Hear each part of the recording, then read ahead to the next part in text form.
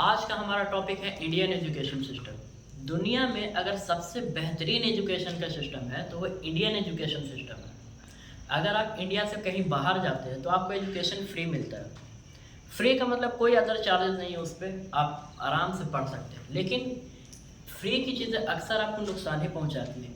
इसलिए हमारे देश के प्राइम मिनिस्टर और हमारे देश के एजुकेशन मिनिस्टर ने सोचा कि हम एजुकेशन तो देंगे लेकिन 18% के जीएसटी के श्रमिक के साथ देंगे ताकि आपको कोई नुकसान ना पहुंचे।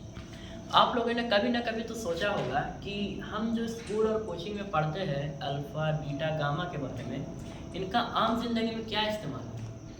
सही बात है, इनका आम जिंदगी में कोई इस्तेमाल नहीं। इसलिए हमारे देश के इंडियन एजुकेशन मिनिस्टर ने सोचा कि जो आम जिंदगी में इस्तेमाल आते हैं हम वो पढ़ाई देंगे आपको। इसलिए आप सरकारी स्कूल के छठे क्लास की साइंस की किताब उठा के देखेंगे तो आपको उसमें अल्फ़ा बीटा गामा नहीं मिलेगा। आपको उसमें मिलेगा मुर्गी, बत्तख और कौवा की टांगें पहचानने के लिए, क्योंकि आपको उन्हीं सब टांगों को पहचान के बताने की ये कौन सा पक्षी है। और आप पढ़ लिख कर क्या करेंगे? आपको देश थोड़ी चलाना है, देश तो इन देश के नेताओं को चलानी है।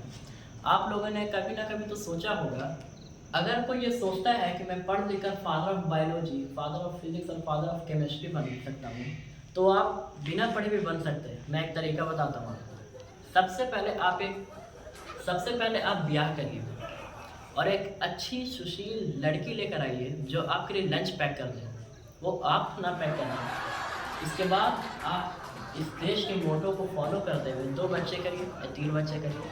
और पहले का नाम रखिए फिजिक्स, बेटा हुआ तो नाम रखिए फिजिक्स, बेटी हुई तो नाम रखिए बायोलॉजी।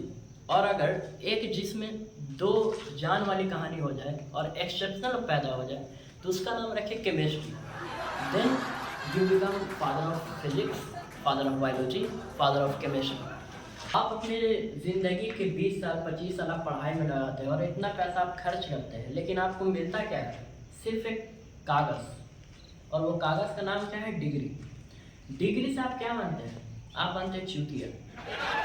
चूतिया मतलब बेरोजगार। आपको इनसे कोई फ़ायदा नहीं, आप सिर्फ स्कैमों में फंसेंगे। 1976 में एक अद्भुत बच्चे ने जन्म लिया और आज जो इस देश में सिचुएशन है उसने वो देखा कि हमारे देश के युवा इतना पढ़ लिख कर स्कैमों में फंस गए, जैसे NEET scam, SSC scam, BPSC स्कैमों में फंस गए। इसलिए हमारे देश के उस बच्चे ने देखा कि ये जो युवा स्कैमों में फंस रहे, इन युवा को स्कैम से बचाने के लिए उन्होंने 18% जीएसटी लगाया ताकि बच्चे पढ़ ना सकें। लेकिन इस देश के कुछ टीचर ऐसे हैं जो बहुत कम दामों में आपको पढ़ा रहे हैं और वो सोच रहे कि आप कुछ अच्छा करने, इस देश के लिए कुछ अच्छा करने। लेकिन उन टीचरों को इतना विज़न कहाँ जो 1976 के जन्मे एक बच्चे में था। और मेरा ऐसा पर्सनली मानना है कि जिसे जिस फील्ड में महारत हासिल हो उसको उसी फील्ड में रखा जाए। जैसे क्रिकेटर को क्रिकेट का भरपूर ज्ञान है तो उसको क्रिकेट का हेड बनाया जाए, क्रिकेट एसोसिएशन का हेड बनाया जाए। और जिसे एजुकेशन में महारत हासिल हो, जो बहुत पढ़ा लिखा हो, जिसको पता है कि एजुकेशन कैसे दिया जाता है, कैसे फैलाया जाता है, उसको एजुकेशन मिनिस्टर बनाया जाए। लेकिन हमारे देश में क्या हो रहा है कि हमारे देश में जिसे क्रिकेट का ज़रा भी नॉलेज नहीं है, जिसे बैट पकड़ने नहीं आता, उसको क्रिकेट एसोसिएशन का हेड बनाया हुआ है। और जिनको एजुकेशन की स्पेलिंग नहीं आती उनको एजुकेशन मिनिस्टर बनाया।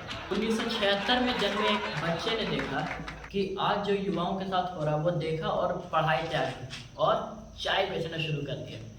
उन्होंने देखा कि हमारे देश के युवा जो इतना पढ़ाई कर रहे हैं, इतना पढ़ लिख कर इतना पैसा खर्चा कर रहे हैं और अपना एक आधा उम्र लगा रहे हैं पढ़ाई करने में, वो आगे जाके NEET scam, BPSC scam, SSC scam में फंस रहे हैं। इसलिए हमारे देश के प्राइम मिनिस्टर ने सोचा और भी मिनिस्टरों ने सोचा कि पढ़ाई पर 18% जीएसटी लगाया जाए ताकि गरीब बच्चे ना पढ़ सकें।